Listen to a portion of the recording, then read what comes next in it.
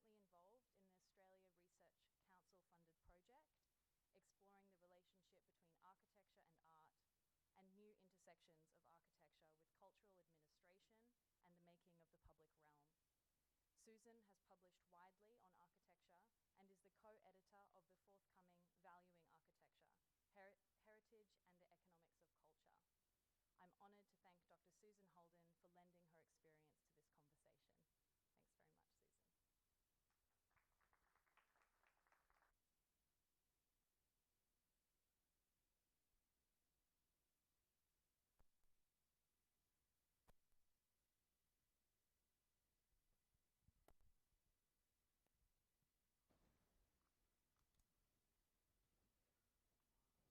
How's that?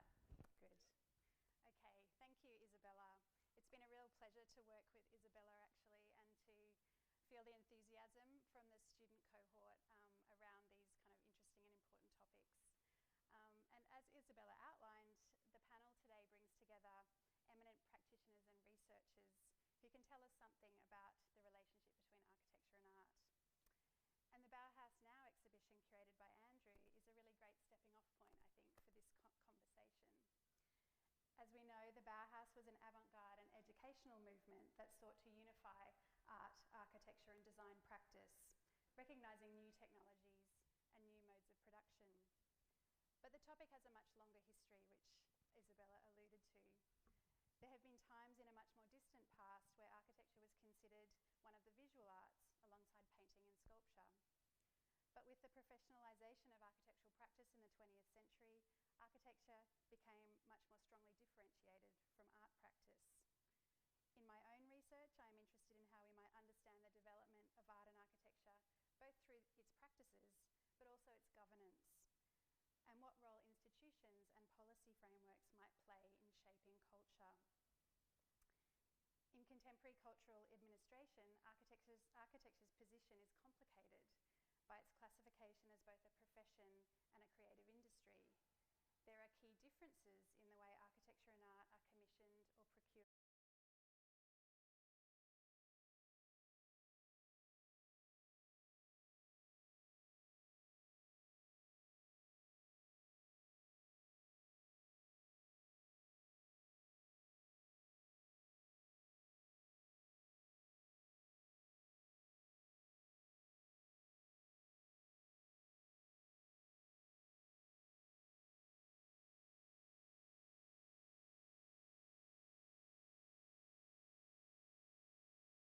Between art and architecture.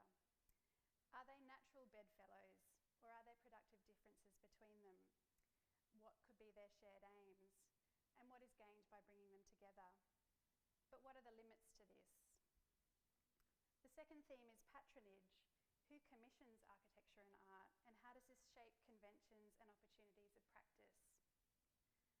The third theme is collaboration. What new opportunities for collaboration exists between architecture and art, and how can they be supported by governments, institutions, practitioners, and education? And lastly, this idea of a shared culture of the built environment. What models for a shared culture of making and caring for our built and natural environment in a meaningful way can we imagine? Is there a role and indeed a responsibility for architecture and art in this? So I'm really looking forward to hearing the insights from our panellists this evening and what they can bring to these specific themes and questions. I've got questions for each of you, but please don't hesitate to interject if you have something pressing that you want to say at any point. We can manage that as a conversation. And as has been already said, the discussion at this moment will be followed by a Q&A. And we'll be able to take questions from the audience that's here with us in person, but also the audience that are viewing the discussion via the live stream chat. So I'd now like to introduce each of the panellists more fully. Judy Watson is an Indigenous artist whose matrilineal family is from country in northwest Queensland. Her work is held in major Australian and international collections, including the National Gallery of Australia and all of the Australian state galleries, Taipei Fine Art Museum, St. Louis Art Museum in the US, and the British Museum in London, as well as important private collections.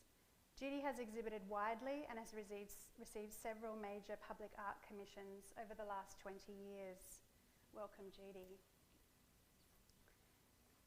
Andrew McNamara is an art historian at Queensland University of Technology. His research focuses on the modernist legacy for contemporary art and culture, which he regards as contradictory or paradoxical, rather than a straightforwardly negative or positive phenomena. Andrew is the curator of the Bauhaus Now exhibition, which is currently on display at the Museum of Brisbane. Welcome, Andrew. Kevin O'Brien is an architect and principal at BVN and adjunct professor at the University of Sydney. Kevin's work is recognised nationally and internationally, most notably through the Finding Country exhibition, an independent and official collateral event of the 2012 Venice Architecture Biennale. He is a keen supporter of the arts and works extensively with visual and performing artists. Kevin is currently a board member at La Boîte Theatre. Welcome, Kevin. And lastly, Michael Rayner, AM. Michael is a director of Blight Rayner Architecture in Brisbane and a long-term advocate for engaging artists in architecture and urban design. He has an extensive collection of Indigenous and non-Indigenous art. Michael is currently working on the new Performing Arts Centre at Southbank, which will incorporate a series of First Nations artists' work relating to various narratives concerning country. Welcome, Michael. So let's begin. Andrew, I wanted to start with you as curator of the Bauhaus Now exhibition and to start to think about this question of interdisciplinarity as a stepping off point. I guess in the Bauhaus there was this real urge to kind of reshape both art and architecture for a modern world and to find a kind of common language and a common visual and material basis that recognised that kind of modernity. So I'm wondering if you could talk a bit more explicitly about to what extent interdisciplinary practice was part of that agenda. And if you want to talk about aspects of the exhibition, that would be great too. Okay, thank you. I think throughout the exhibition you can see it's very interdisciplinary. The focus really was to show that the Bauhaus influence had extended to Australia and New Zealand because the centenary was last year, and that was basically the theme of it. Rather than showing classical Bauhaus again, it was how its word spread. And that's quite complicated too because it's a long time ago. So you have to think where it changes and how it changes. But okay, one of the things I will say when I was studying it, and this is probably what I would lead with as my main point, was there was, right on the eve of the Bauhaus centenary, there was this controversy because the director of the Bauhaus Foundation in Dessau had stopped this punk rock band playing. Their name was Fine Cream Fish Fillets. And it sounds different in German, but you know, and you wouldn't think this would cause a fuss, but there was all the architects, real well-known architects and artists, but mainly architects in Germany wrote this open-page letter. So before the centenary even started, there was this controversy, and it finished up saying the Bauhaus, not a style, but an idea or an attitude is the word. And this idea had been contested the whole time, and I thought this is really interesting to try and figure out what the idea was.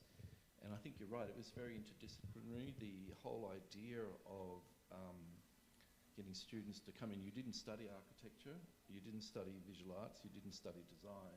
You went through this preliminary course, and then you went into workshops, and then you gradually specialised at the end.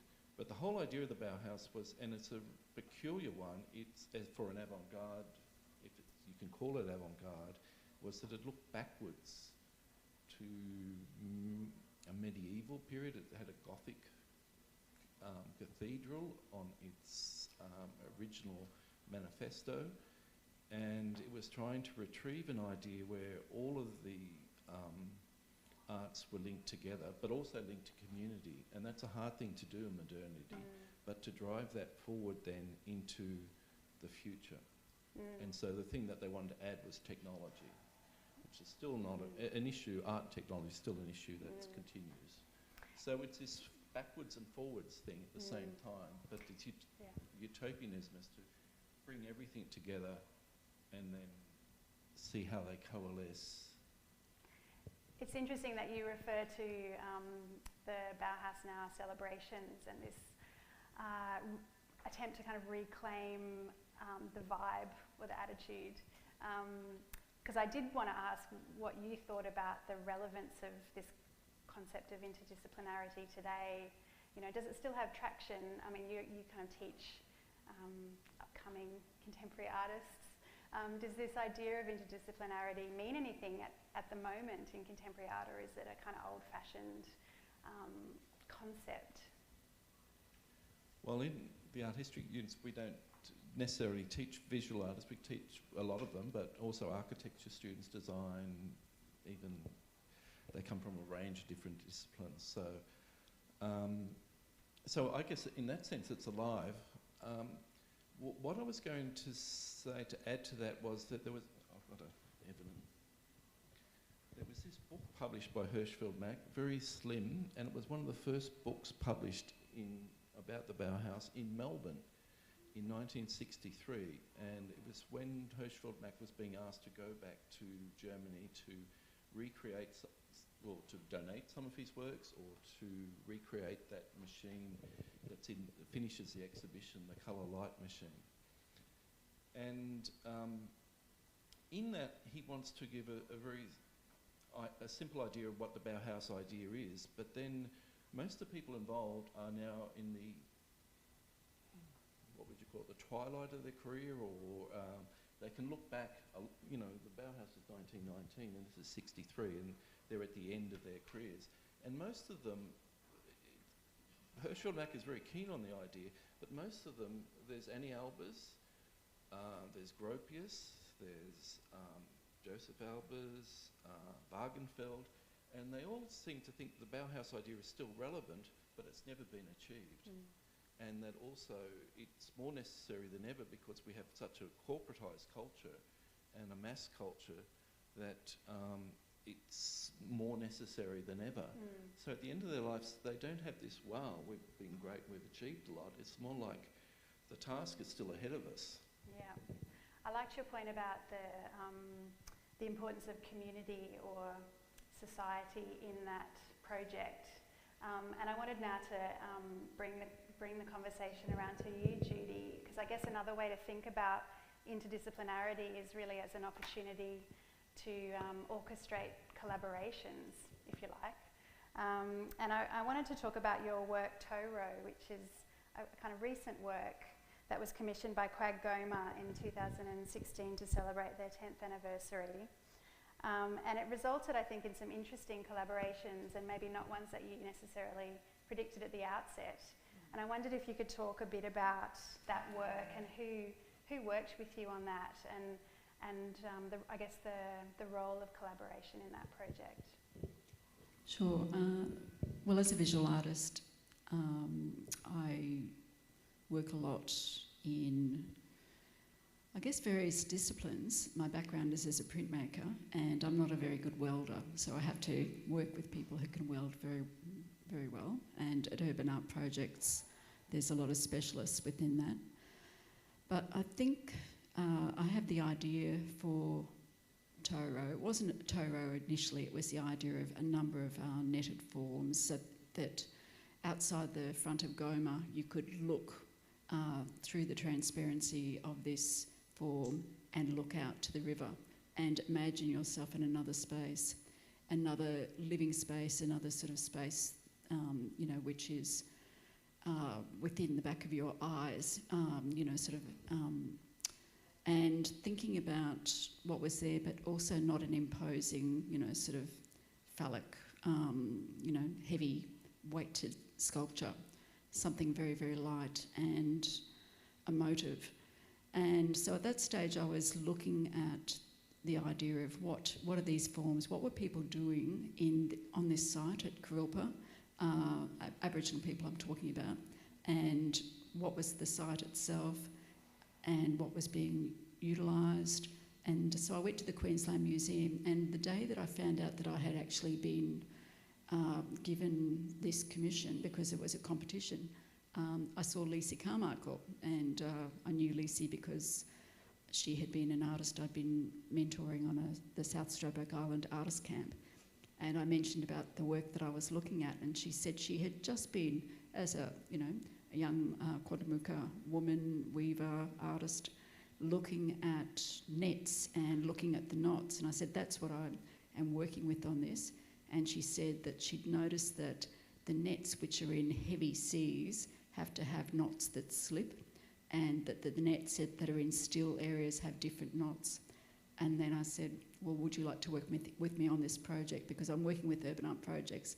Plus I like bringing in people from a younger generation to then come in and then learn to work with the disciplines and with the artisans, which is what I call all the people I work with at urban art projects. On this, we had a specific sort of site, and we had specific dimensions, because the site had to make sure that it didn't block out other artwork around it, and the dimensions meant that you could get large sculptures from, for example, the Queensland Art Gallery through to Quagoma. So there's always restrictions within the physical space, as well as other things. But with urban art projects, I've been working with them since 1994, and I think they said that I'm the first artist who actually approached them to work with them when I was doing a project in Sydney. They were able to play with all the ideas that I had, and Lisa and I spent a lot of time at the Queensland Museum looking at and researching Toro nets and looking at the fibres, looking at how we would translate the fibres, a lot of time at reverse garbage, playing around with different materials. Eventually found that jersey and raffia were going to give us the look that we wanted. So it's always about testing and playing and imagining, and not thinking, how can I do this? Because there's always people who can funnel your desires into a product that's not just living in your imagination, but that is built, in this case, cast. So it's all of those people that I have to pay tribute to. So there's Lisi, there's Emilda from the museum, there's all the people who worked on the project doing the casting, doing the welding, doing the sanding, everything else. So it's not just me, I'm one person. Yeah, it's a fabulous film of the making of the work, which I would encourage everyone to have a look at, because it really does evoke the complexity of the kind of the negative space of the net, which I think is and hearing the artisans, as you say, talk about the work with such passion is very inspiring. Judy, how important are commissions as a device that allows those kinds of collaborations to happen? Well, for one thing, you get to work with somebody else's budget, which is a big one, because, I mean, as an artist, I could never dream to realise the projects that I do. And you work with a team of experts. So whether it's the architects, whether it's all the artisans, whether it's, every person within that group. So I just always think with those things, you might start out and there's this spider web, and then one thing will lead to the next. And every time somebody moves across that net, it creates reverberations which go back and then build on the work itself. And it's always fabulous to work. I wouldn't say that every project has been fabulous, because that really comes down to the passion of the architects, the client, and when I say the client, whoever the building structure is, and also the people working on it. But when it does happen, and I'm sure everybody else out in the audience understands, it's fantastic. It's a good point about that kind of dynamism, or that building of a culture of practice and sharing that I think that you're making with that work. And it makes me want to throw a question to Michael, because I guess the work that Judy's talking about, Toro, in art administration speak, it's classified as a piece of public art. And I guess in Queensland we've had various mechanisms that have supported this kind of public art historically in the last few decades. And Michael, I know you've had quite a close relationship with some of those built-in art policies and art-in-place policies from the 90s and the 2000s. And I wonder if you could reflect on those a little bit for us and maybe talk about some specific projects and talk about what the aims were with those policies in terms of fostering collaboration and how that came to pass. You know, was it achieved? There's a lot of history leading up to that. I guess I loved the art built-in policy. It was 2% of construction costs, which was a lot of money. It really allowed you to explore much more than if you had a much smaller budget in working with artists. But it was possibly only good for people like architects like me, who loved working with artists and had been very familiar with artists through my whole professional career.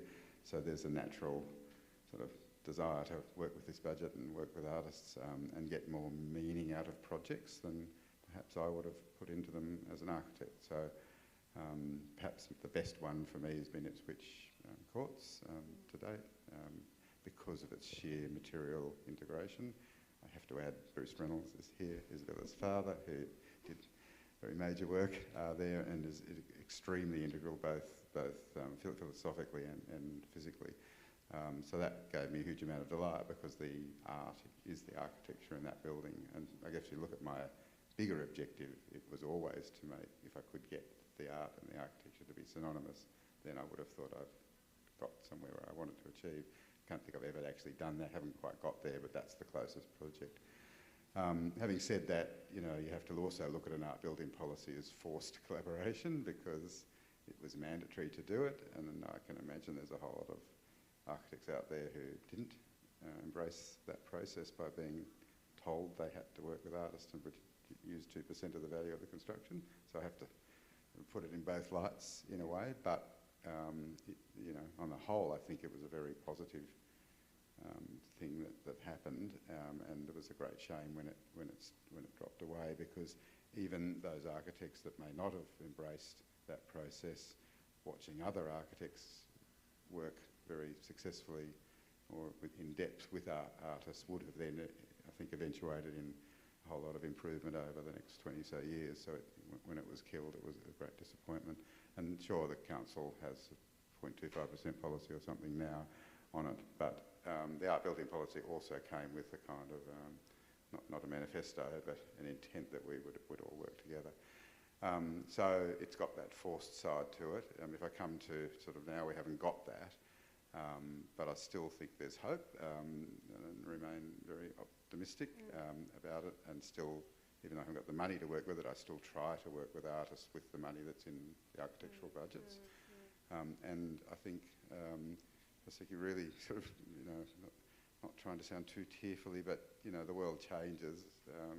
To me, COVID, mental depression, you know, depression, loneliness, all sorts of other aspects that can emanate from it, to me, more than suggest a collaborative with multidisciplines, is a way in which you get public spaces much more meaningful than if they were very singularly designed by me or somebody else. So I will continue to push for that. And the other thing, if I can just add to that, would be First Nations, because I think you probably asked me about the theatre project, I don't know in a minute, but I think if you can acknowledge country in every public building we do, and possibly every commercial building, and then work away to the less private ones, if we can do that in everything, that will be very meaningful to our culture, which gives another incentive there. And so you might not think of artists immediately as the way to do it, but artists would be the best to work with to manifest that acknowledgement, in my view, at the moment.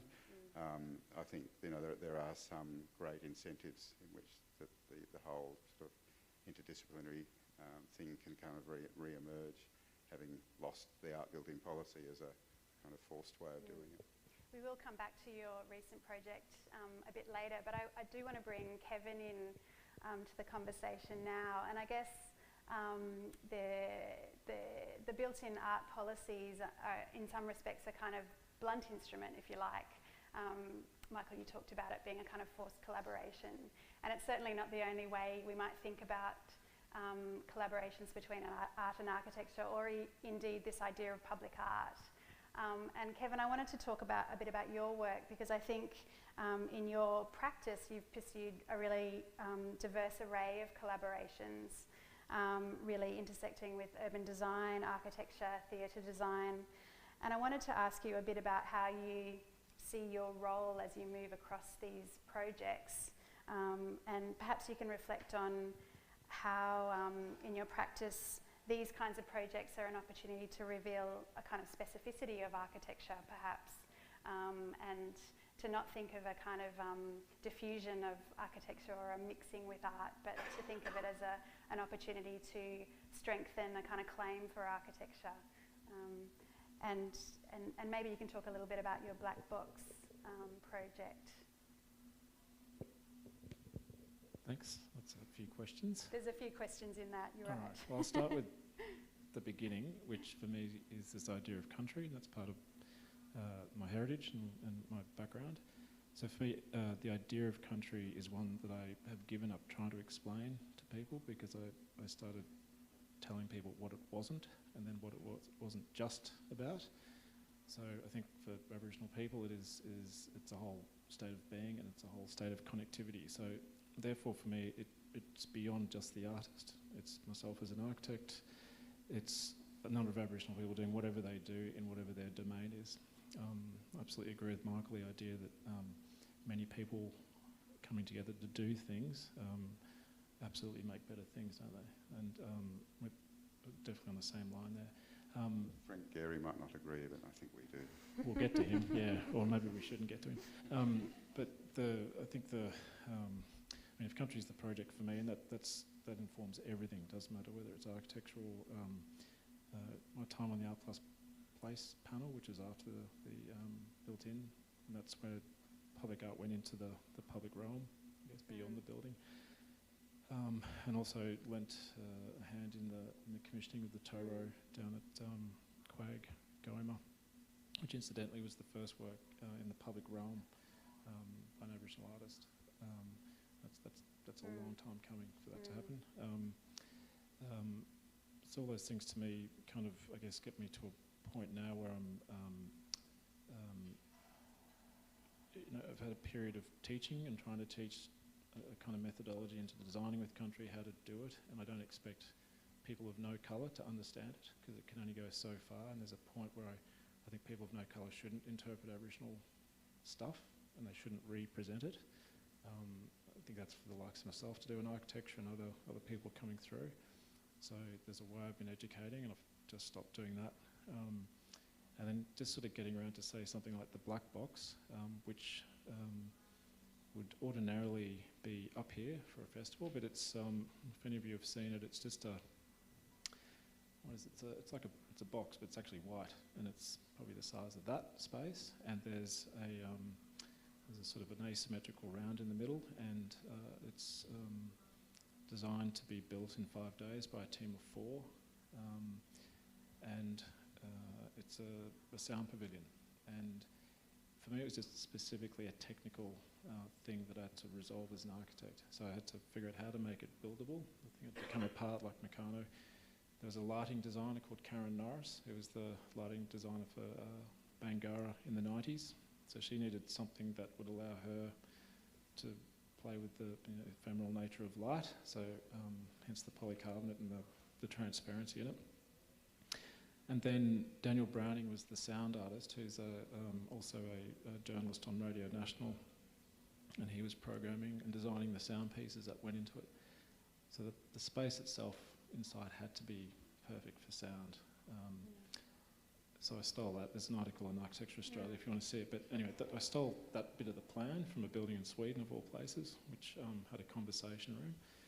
And that sort of is the thing. And I totally believe in that idea. If you steal something, you make it your own, and you make it absolutely better than what it could be. So I did that. The ground is the ground underneath, and that was my job as an architect. And I stood back. So there was no handprints on the wall.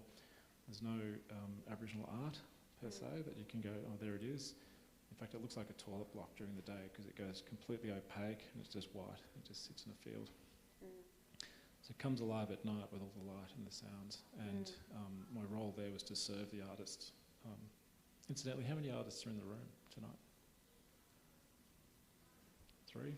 4? Oh, great. All right, well, you're outnumbered. But my view on it is that an architect can't be an artist. You can't serve two guys. So the architect, we're bound to planning regulations and laws.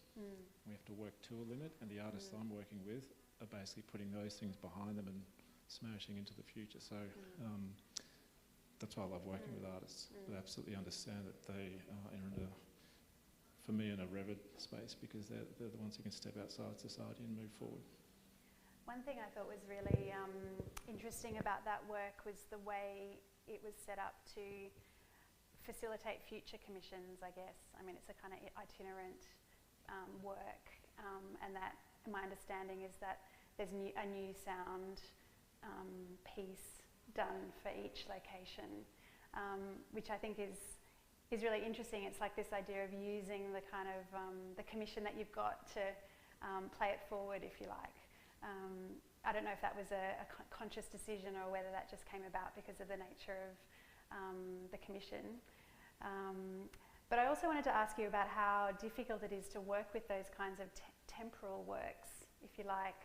How is that managed in terms of a finite commission, and where is it now?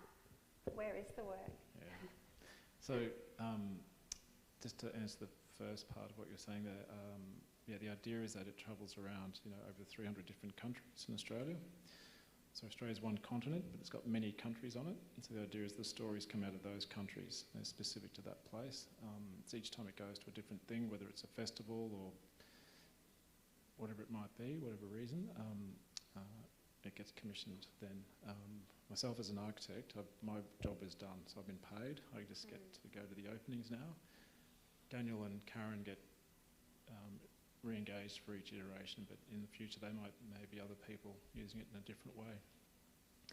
Right now it's parked at the Botanic Gardens in Melbourne, between the Shrine of Remembrance and the front of the Botanic Gardens. So it had a 12-week program running in parallel, but not in any way associated with the M Pavilion. And then when COVID hit, it stayed put.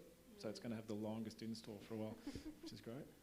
But the other thing is this idea of permanence. So for me, there's two types of permanence. So you can have a permanent structure like this, or you can arrive at permanence through the constant remaking of something. So it's in the construction that it's constant. So if you keep, like the icy shrine, if you rebuild it for centuries and this thing keeps going, then that's its permanence and it can move.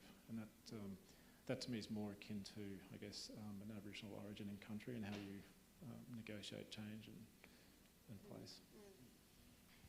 Hopefully we'll get a chance to come back to, Kevin, your discussion about country, because I think that's really important and interesting and relevant to some of the other things I want to talk to the panel about. But now, Andrew, I want to bring you back in here. One of the really beautiful parts of the exhibition that I enjoyed was seeing some of the drawings by Carl Langer of the landscape, and hearing you talk about his experience of coming to Australia and feeling kind of culturally bereft and turning outwards to the landscape to compensate for that in a way. And he was a landscape architect as well, and I guess landscape architecture isn't a kind of often spoken about dimension of the triad in the Bauhaus if we think about art, design and architecture. But I guess in the 50s and 60s when he was in Australia working, there was a kind of turn to the landscape as well as another way that you might do a kind of interdisciplinary practice. And I wondered if you could kind of talk about that, that idea about a kind of turning outwards to the landscape in his experience, and maybe this question about for the Bauhaus diaspora, like what kind of, how did the encounters with local places change the ideas of the Bauhaus, and maybe there's some other examples you can think of to help make that point?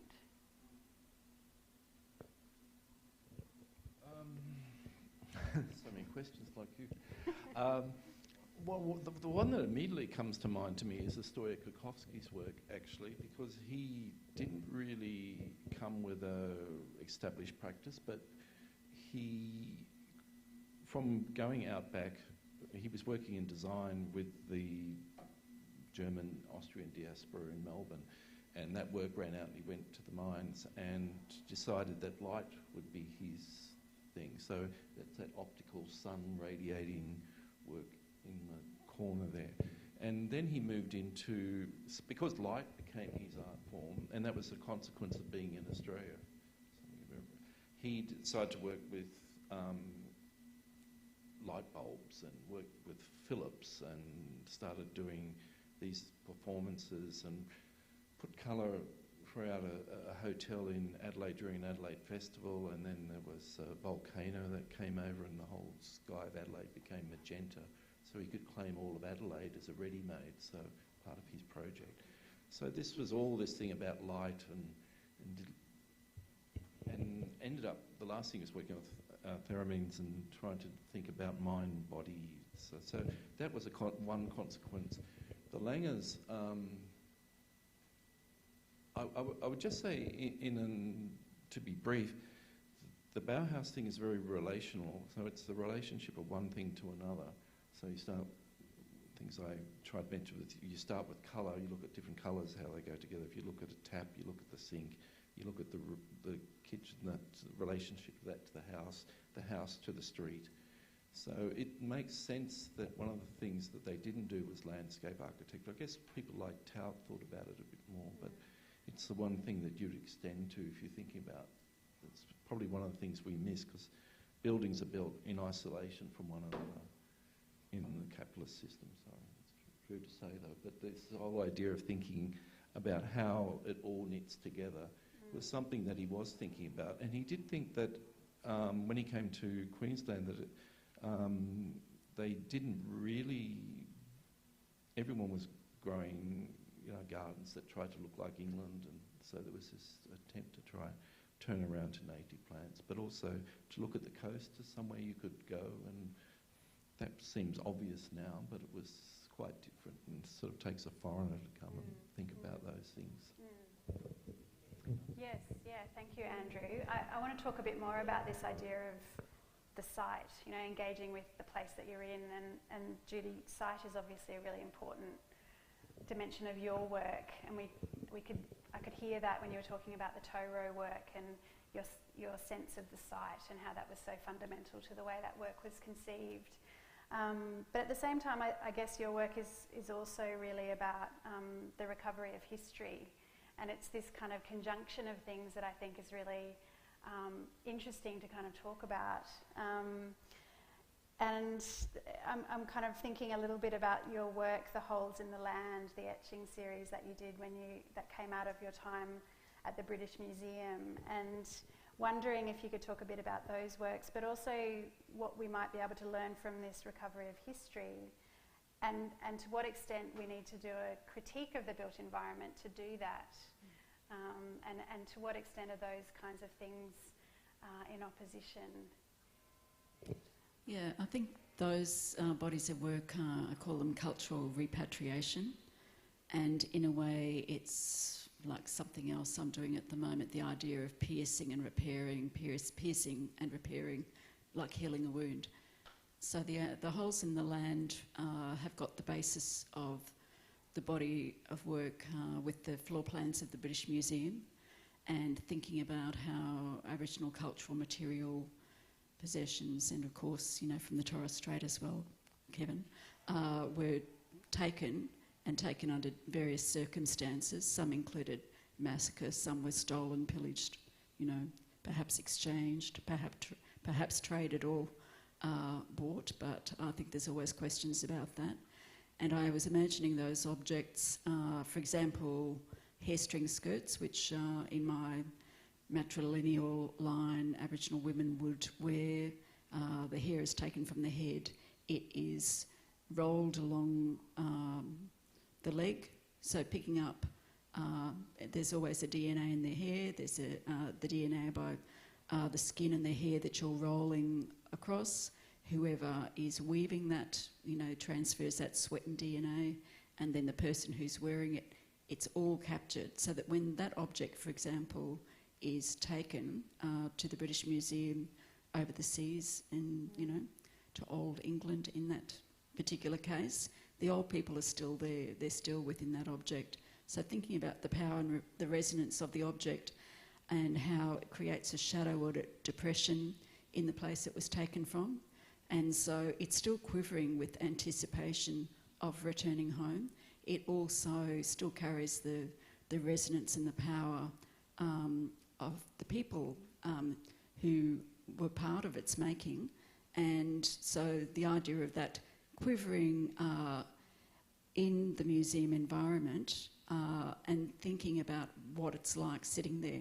In some cases it might sit there in the bowels of the museums for longer than it actually sat within its own country back here. But of course it's not just sitting in the country, because all of that ancestral memory that went into the making of that object is thousands and thousands of years older than the British Museum. So it's all of those sorts of ideas of cultural memory held within a space, but the burning of it down into way below the ground level of the British Museum edifice. I think what's interesting to me is this kind of holding this critical and creative mode in a work like that, and I see a little bit of a parallel, I guess, Kevin, in your work, the way you talk about the importance of country and the country as your project. I wonder if you could elaborate a little bit too, to kind of add to what Judy's just said about how you balance these things in your practice, but also, and to what extent, I guess, that requires a re-evaluation of the conventions of architecture, but also the kind of stereotypes of Indigenous art or Aboriginal art that you've kind of alluded to. Maybe you could expand on that a little bit, and where you go with your creative practice to kind of get beyond a kind of critical mode, perhaps. God, we should send these questions forward. Right, so I'm going to start with that one. I think,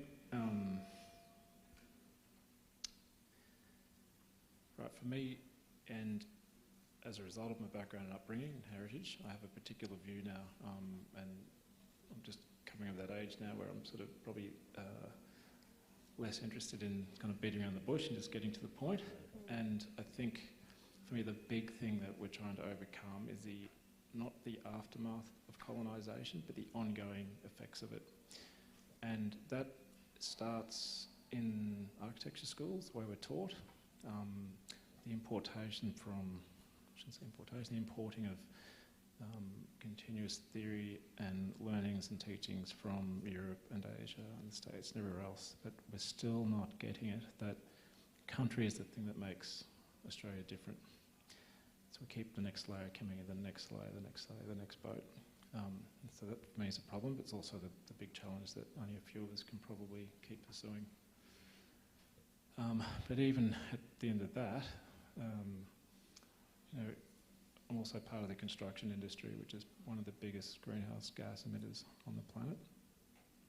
I saw a fabulous, I shouldn't say fabulous, but a pretty intense panel last night at the IMA with Rachel O'Reilly about fracking in west of here and up into the territory, and it makes you stop and think about the purpose and the role of art. And in that case, it's actually putting a mirror up to people and saying, where do you think that gas bottle, where's that lighter coming from, where's that gas?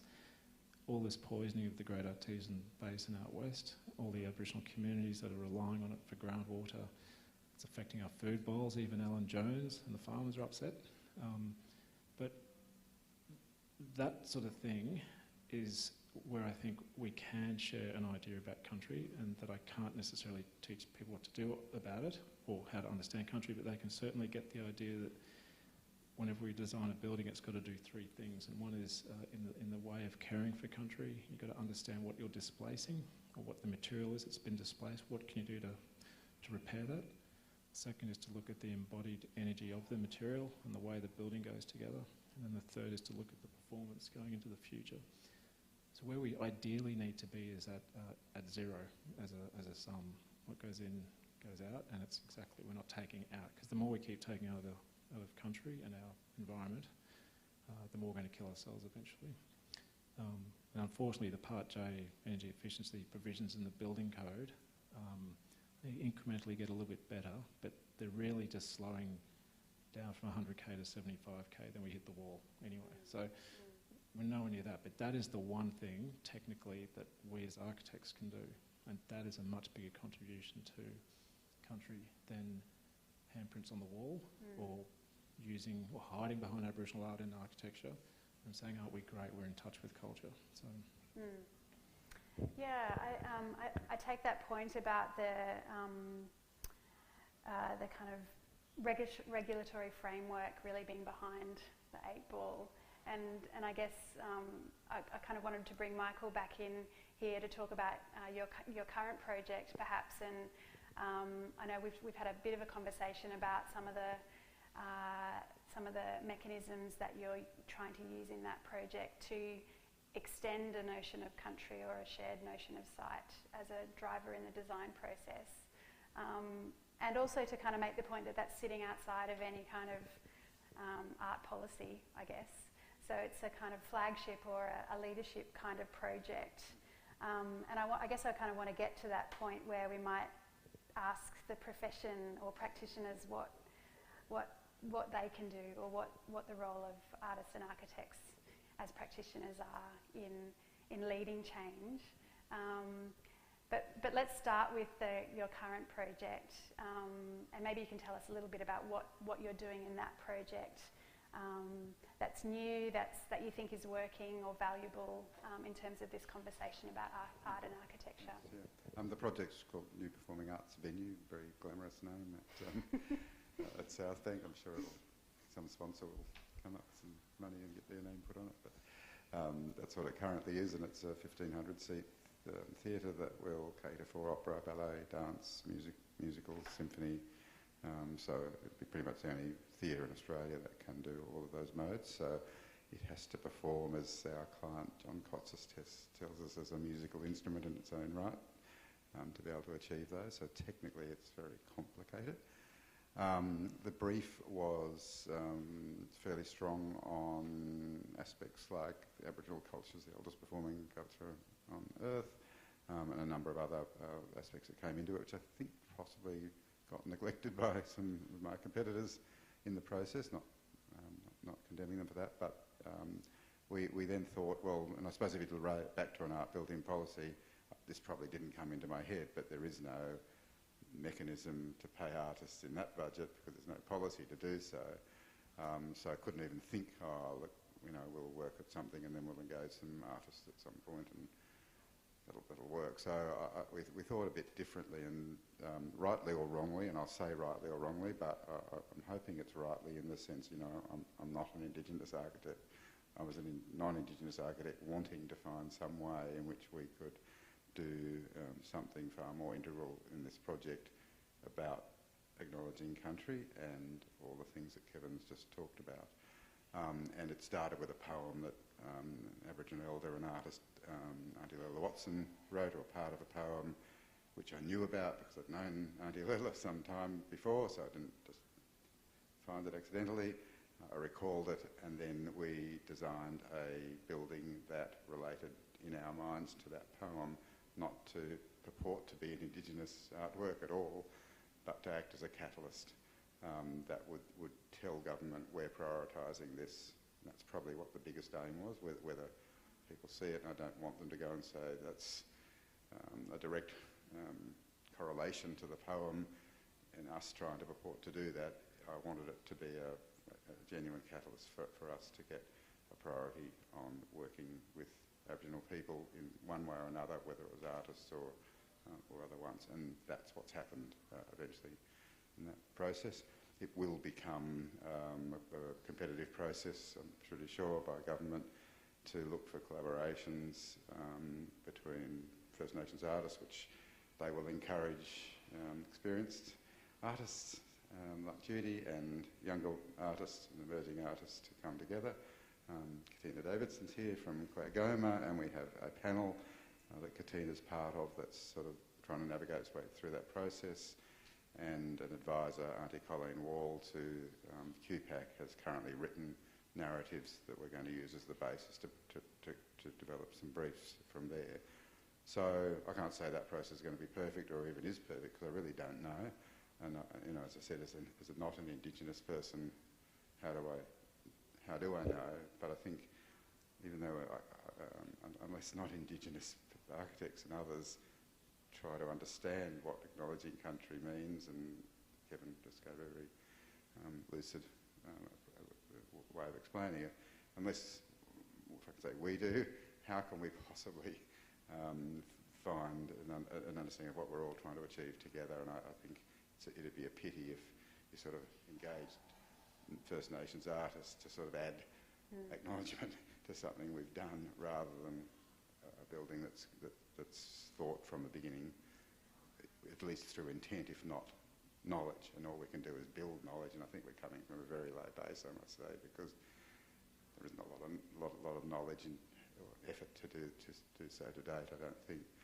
But I'm hoping this project would be, if it works out well, is a catalyst, for, as I said, for many public buildings to begin to get a better understanding, both for Indigenous artists and architects and others, and for non-Indigenous architects and artists. And that's really the intent. Yeah, I think it's good to have those kinds of flagship projects which can demonstrate a process and act as catalyst, as you say. But now I want to open up to all the panellists and pose a kind of question, I guess, to bring the discussion to a bit of a close, which is really alongside those flagship kinds of opportunities, which are perhaps infrequent and not about the kind of general mode of production. What do you think artists and architects as practitioners can do? What kind of agency can they claim in this idea that we might make a better environment for ourselves? And I'm using that term as both thinking of the environment as a cultural thing and as a natural thing. It's a challenging question. I'll start, because I've been thinking about this one. So, love him or hate him, Paul Keating had this fantastic saying that artists are important to Australia because they have imagination and they can imagine the future. It's one of his most scathing put-downs as always. That person has no imagination, so that means something. But with that, I think Michael just alluded to it, is that the relationship between art and architecture actually starts with the relationship between the artist and the architect, if that's the two domains we're talking about. And whenever I'm working with an artist or become acquainted with one, it just fills me and it changes my perception of something immediately, and that has a repercussion somewhere else. So it doesn't have to necessarily play out as a piece in the courtyard or whatever it might be. So it has much bigger sort of shifts and changes, and you sort of alluded to that. So I think that's the thing we need to focus on. And for some reason in Australia, the arts just gets kicked and kicked and kicked, and it's the one thing that can extend beyond the corporate realities of life. Andrew, do you want to add something? Well, if you're thinking about the environment, one environment is the fact that, following on from what Kevin just said, we're facing a situation where the arts and humanities are more or less going to be outlawed, or to be very much the province of the very elite who can afford them. And I think that's a terrible situation. And it also goes to a very instrumental thing that you can just produce people and they'll just, this will be their education and this will be the result. But it's also anti-cultural in a whole range of different ways. So I think that is the wider culture. It goes back to your point about artists should show a mirror to the world. Well, it's interesting too, because a lot has changed. the first avant-gardes, and they did have this idea of bringing, not all of them, but quite a few of them, of bringing the various arts together with the social system and having some vital impact and changing it. And your point about Rachel's work is about showing a mirror to it. Arts have moved away from that more to a critical role. And I remember there was a book by T.J. Clarke years ago called Farewell to an Idea. We should forget about that idea that arts should trigger anything again, but maybe we're in a situation where we might have to revive that idea that not only the arts just critical, but they're critical in a way that tries to be generative and I don't know, just a thought. Thank you, Andrew. I really, that point resonates with me, that idea of being generative. Judy, do you want to say something about that? I think I enjoyed what Paul Keating was saying too, and I remember other people talking about artists being the sort of the bards or seers that draw. I almost imagine it's like a needle pulling people with the thread through, and I think that for architects it's enabling that curiosity and sort of sharing a language in which that can happen. And if you get that sort of that dance almost between space and ideas, then it can be fantastic. Michael, would you like the last word? Yeah, no, whatever. May not be. I totally agree with what Judy just said. I think the simple reason why I would work with artists is back, I'll date myself and say I was educated in the 70s. Art was very much part of my course. I got exposed to a lot of artists during that course, from even Clifford Possum. People thinking back now that I knew, so was actually even, you know, for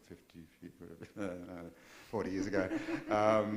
It was, you know, it wasn't just non-Indigenous artists. We were exposed to Indigenous artists way back then. So my familiarity is why I don't have any problem talking with artists or engaging with artists. But I think without that education, you can perfectly understand why lack of familiarity breeds contempt or breeds fear, if not contempt. So I'd say the first thing that has to happen is this exposure to artists during your course, because it just stimulates all sorts of things, even that are architectural, not just artistic. It stimulates the architecture that you might want to produce by thinking about the meaning of what you're doing, which is the realm of artists too. So I think there is a commonality in the two realms. It's just, as Kevin said, we also have other issues and problems and constraints to deal with and choose to do those, because it creates environments that people want to live in, and that may be different than what artists do, but therefore there's the need to correlate because they're different. So I think it all to me comes back to that sort of familiarity and education, and it being a natural thing for those artistic disciplines to work together. On the downside, as has been said, there's a dying art galleries are dying. Support for visual artists seems to me to be dying a lot at the same time. I get a lot of my works through a gallery, Andrew Baker's gallery, and I'm always going up there on Saturday mornings and I hear the same pessimistic story that, you know, half the galleries would be closed that are open now, and something you can see it's kind of happening. So on top of that is the other news about arts and humanities and things in unis and creative industries disappearing and all sorts of things that look very worrying to me. But therefore there'll be a loss of familiarity, which will mean that you won't even, lots of artists won't even think about working with an artist or whatever, which would be a tragic thing to happen. But as I said at the beginning of my talk, I think another way around, I think First Nations is becoming a much stronger and much more sort of intended aspect of all public spaces, and not just public spaces, public buildings, the whole environment we work in. It kind of also relates to, I think you talked about zero, climate change, and then to the sort of things that are happening in the world, like the COVID, which may not be the only sort of thing that happens. There might be other things that happen. I think if people, there's a positive aspect that I can see through need to resolve things. Certainly, say, Indigenous culture, caring for country or nurturing country, it'll just might actually start to mean something to non-Indigenous people about, yeah, maybe there's a lot to learn, and then that could dovetail to some other aspects of how we work together. I think it's nice to... Can I just yeah, say that Andrew. a bit of fragmentation and isolation of each discipline from, or each field from every other field, was the reason the Bauhaus launched that integrative approach, was because their diagnosis was that modernity was prompting more and more specialisation, and in fact there's much more specialisation, and they become isolated from one another. So that's why they wanted a common program to unleash some sort of creative potential. But you think now you can have surgeons who just do fingers, and so it's engineers who just do X things, and industrial designers who won't talk to architects because they're in a different area, and it's even worse. I'd like to kind of wrap up the panel so we can move on to questions, but I did want to just highlight how the last comments were all touching on this idea of education, and I think it's nice to kind of remember that the Bauhaus was a educational reform movement too at its heart. So I think these questions about education, or the role of education in our future, are really important. So I'm glad that point was able to be made in the panel. And it's also important, I guess, because this event is, the impetus for this event is really coming from our current students. So I think that's really important to recognise. So with that, we're going to move into the next part of the panel event, which is the question time. We're going to take questions from the audience, so hopefully they're on the tip of your tongues. And we'll also take some questions from the live stream. And with that, I'm going to hand over to Isabella, who's going to moderate the question session. So thank you, Isabella.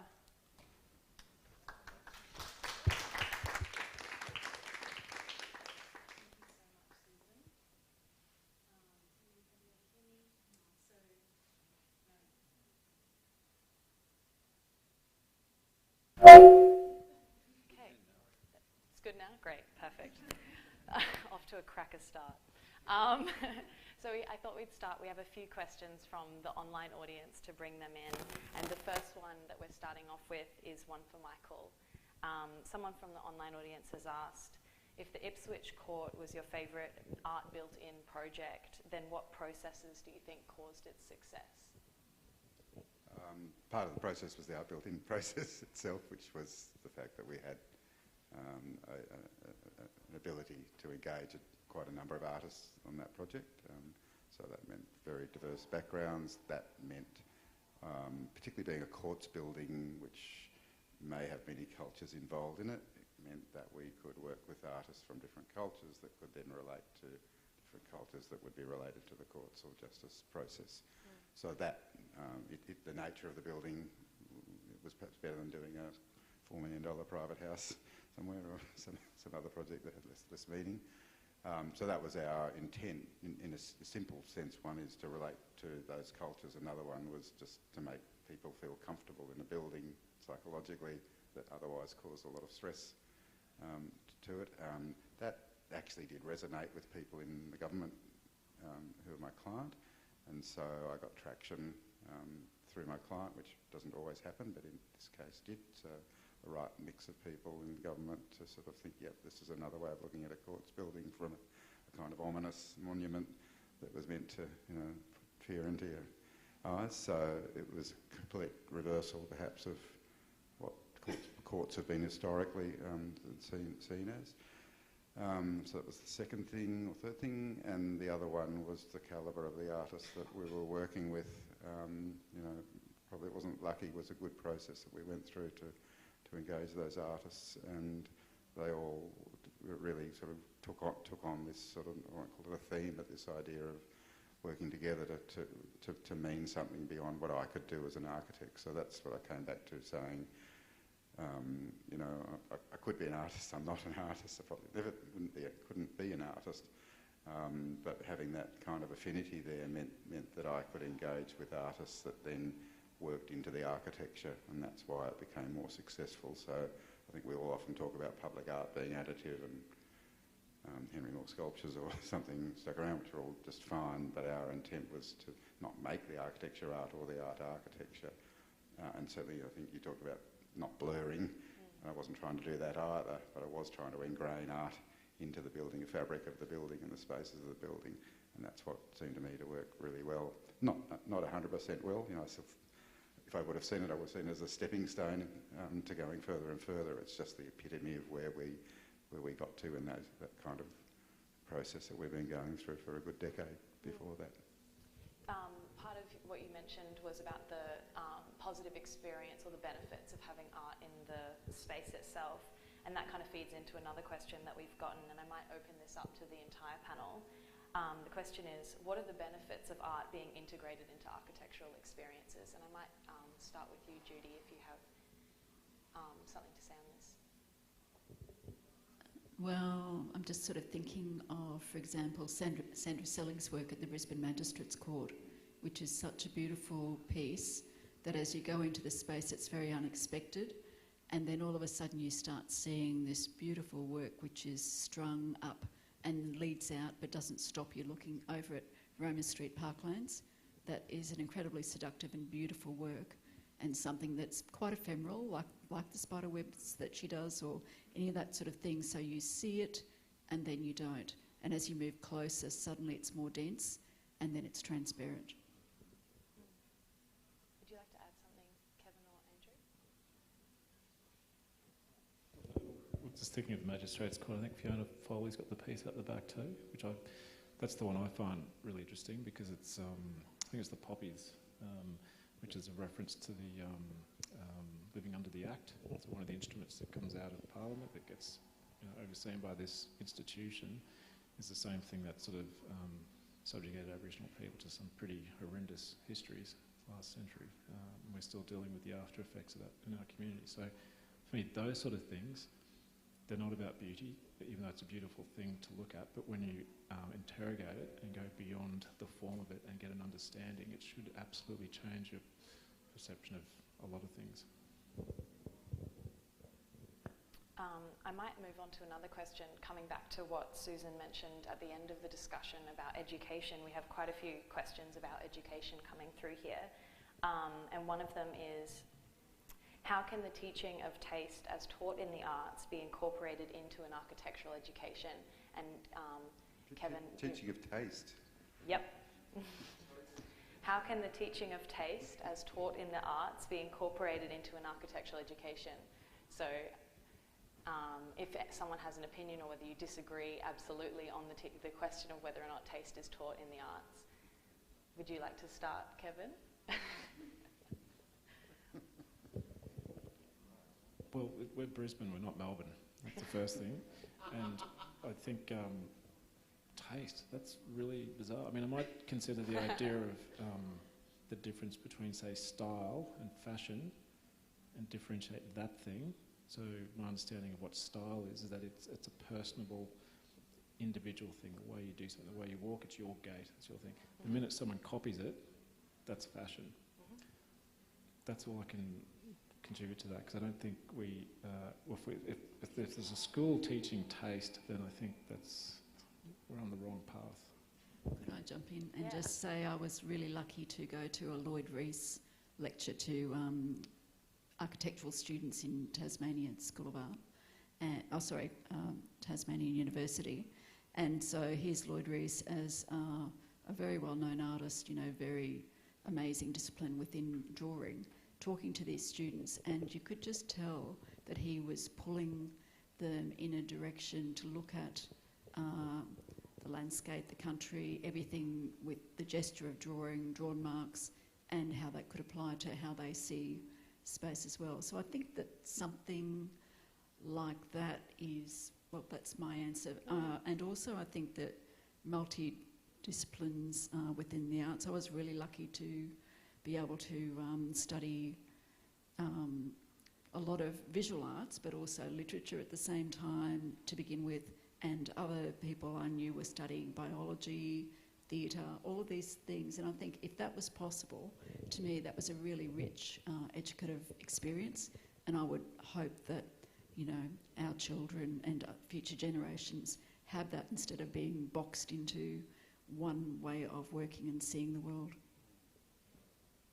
I guess you have to bring technology into that too, because the graduates that I get these days haven't often been taught to draw and are not seeing things through their eye and their hand, and they're extraordinarily good at Enscape system where they can generate in a day perspectives inside and outside the building, but it isn't tactile. You know, it's you know, I have to raise it because it is true that I think technology is a great enabler, a great enemy at the same time, and you know, it can be very isolating too, and non-collaborative and working that way, because you're working with the machine, not working with somebody else, let alone another discipline, another person from another field.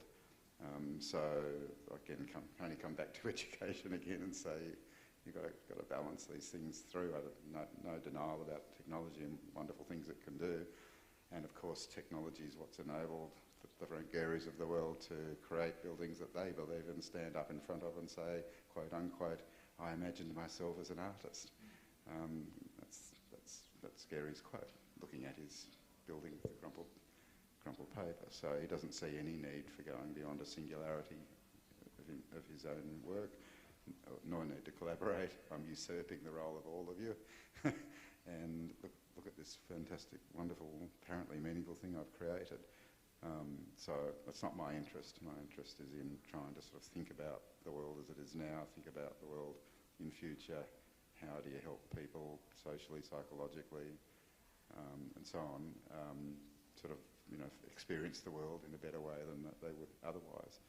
So that can only involve lots of disciplines to me coming together, but it can only start back at university at least, if not high school, as a means of giving people understanding of many ways in which, or many paths in which the world can manifest itself, and hoping they'll pick up something on the way that then informs their career. Absolutely.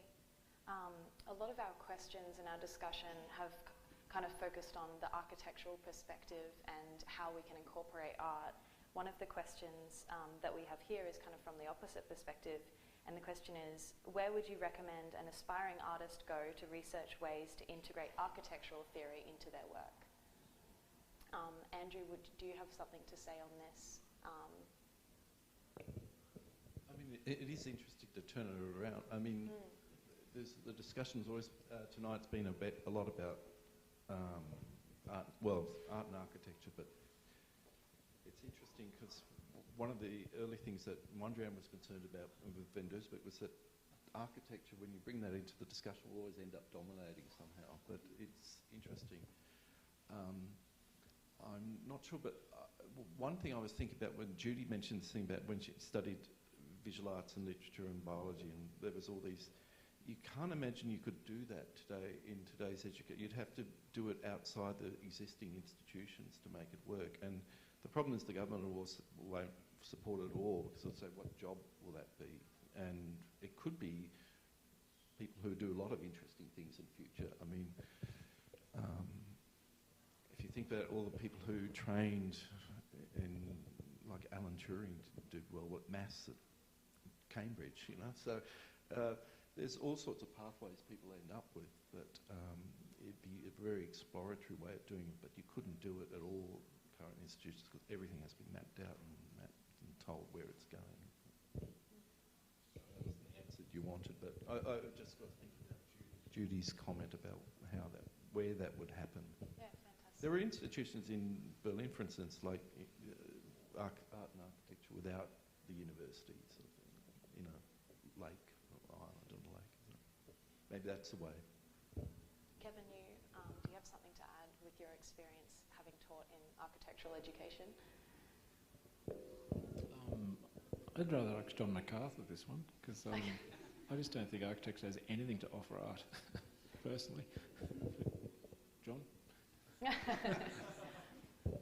Maybe that's a cue to move to the in-person portion of the questions. Does anyone in the audience have a question that they'd like to ask of the panellists? Go ahead. I'll repeat your question for the online viewers as well. It's pressure on my short-term memory, certainly. Yeah, I mean, I've been living in Germany for 10 years, and I guess my question, you know, is my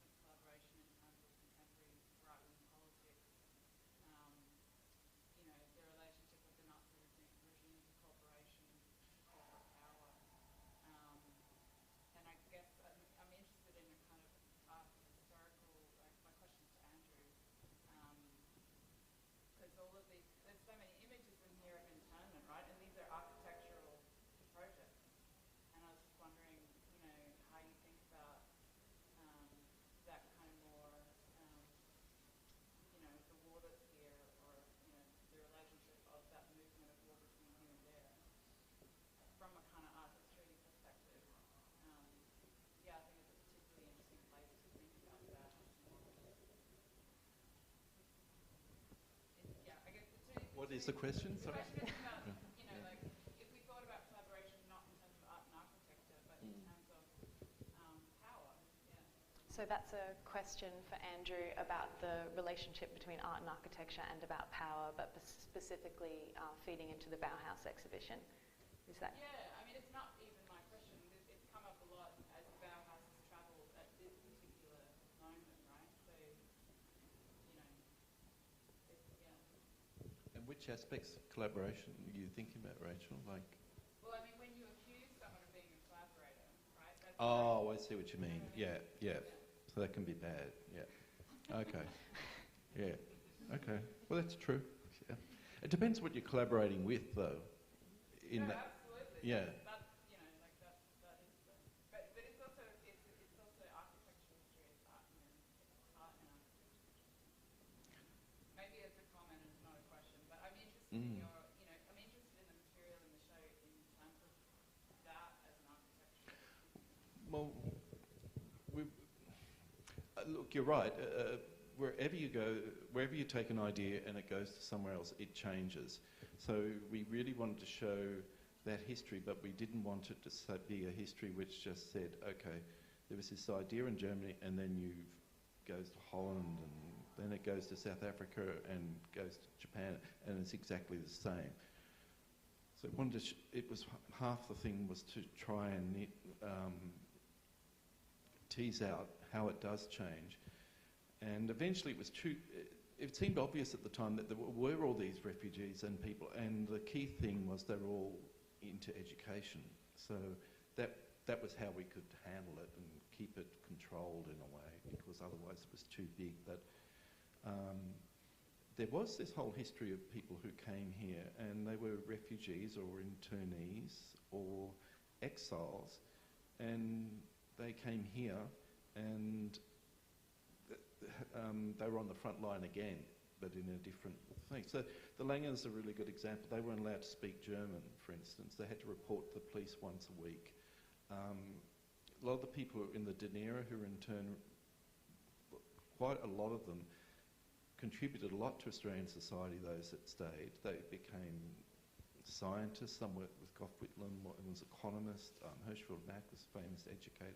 They were a really talented bunch, but a lot of them Jewish, right? So they were just got interned because they spoke German. So that was a collaboration that was forced upon them. So yeah, you're right. There are all these complexities about that, but the ones who survived did reflect on the current situation, how this is being replicated again, this sort of idea. So hence the barbed wire, I guess. But I don't know if that answers your question, but maybe it's on the way. Fantastic. Maddie, I saw that you had your hand up and you're dying to ask a question. This actually comes back to something that Michael brought up earlier, and it's in regards to society becoming increasingly lonely, segregated, and it's partly maybe a response to COVID and future pandemics that may arise, but also comes back to technology and data capturing devices, I guess, like the one I've got in my hand right now. So I guess bringing that forward into the future, and this was touched on, but how do you see, stepping up to the panel, I guess, technology maybe increasing the awareness or increasing the avenues for artwork, maybe relating to architecture as well as public places, and yeah, if it provides more tools, I guess. So the question was, for the online viewers, how do you see technology increasing awareness and offering a different set of tools or broadening horizons in some way? Judy, would you like to start? Sure.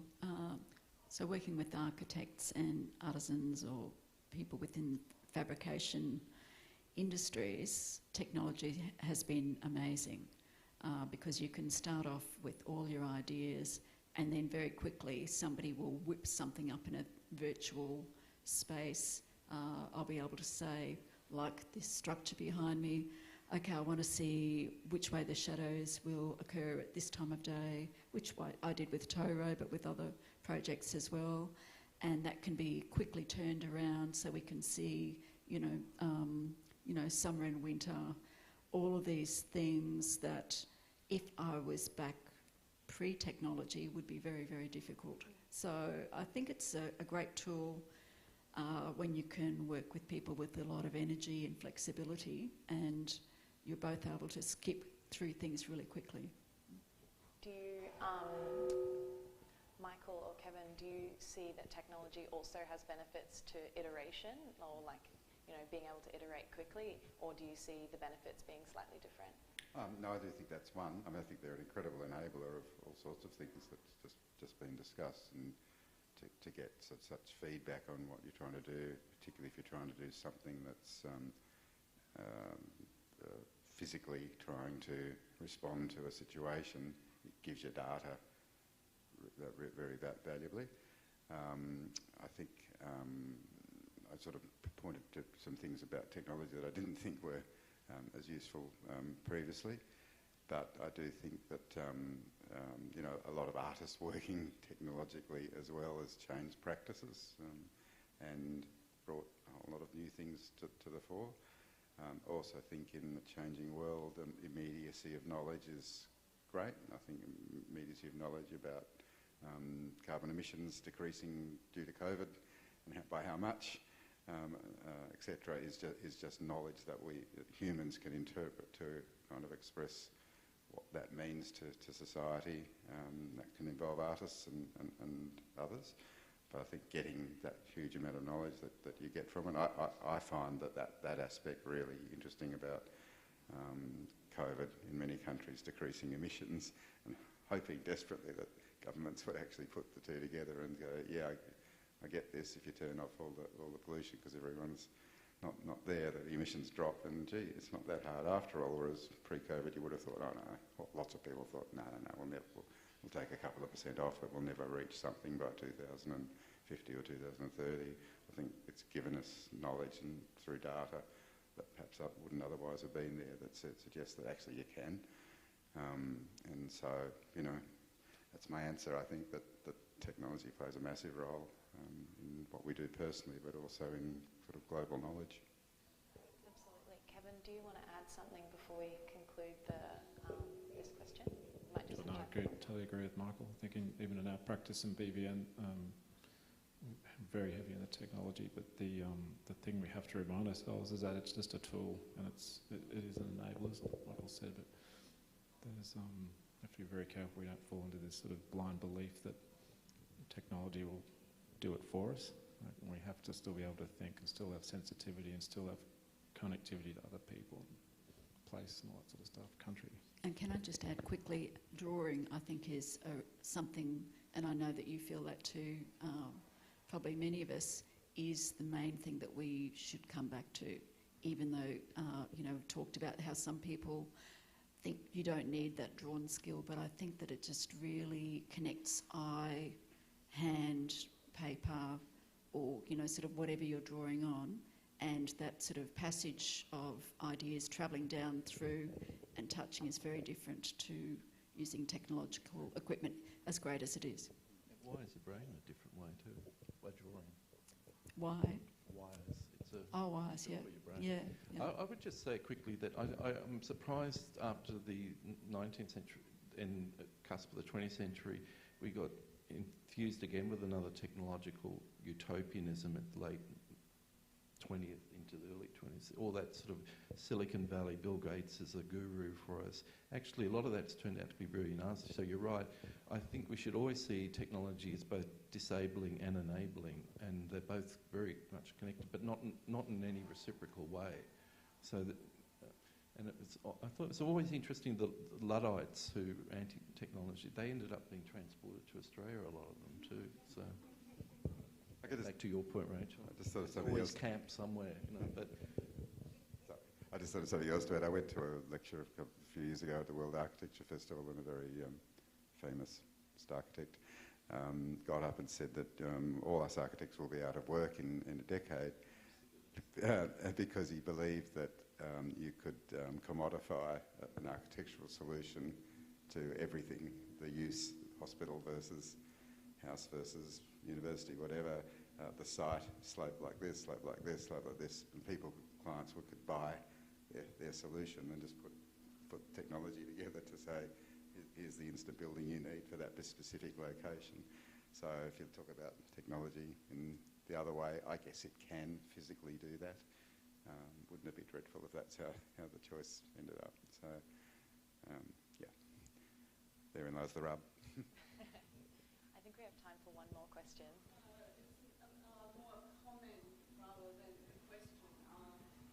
Andrew, you made me translate a Bauhaus quote that I remember roughly translating of going, it is not a style. The Bauhaus is not a style, it's an attitude.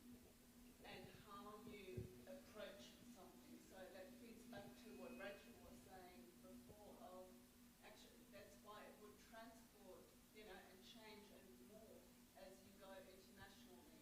That it's the way you approach it. And I would say it's about the synergy of having different angles where if you combine them all, it's like, the stereo optics where once you combine the two eyes, you actually get a three-dimensional world.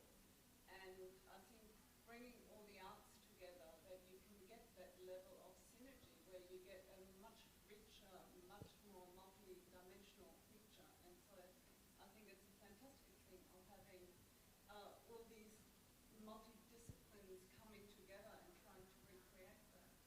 So that was just a comment saying that the Bauhaus exhibition, for instance, but the Bauhaus attitude was less a style but more an attitude, and it offers us opportunities for interdisciplinary or collaborative work. And I think that's a great place to close the conversation and a really good place to conclude. And I think that summarises a lot of what we've talked about today as well. So thank you so much, Kevin, Michael, Andrew, Judy. You've given us a lot to think about and hopefully to take forward into all of our own practices. Thanks very much. Thank you.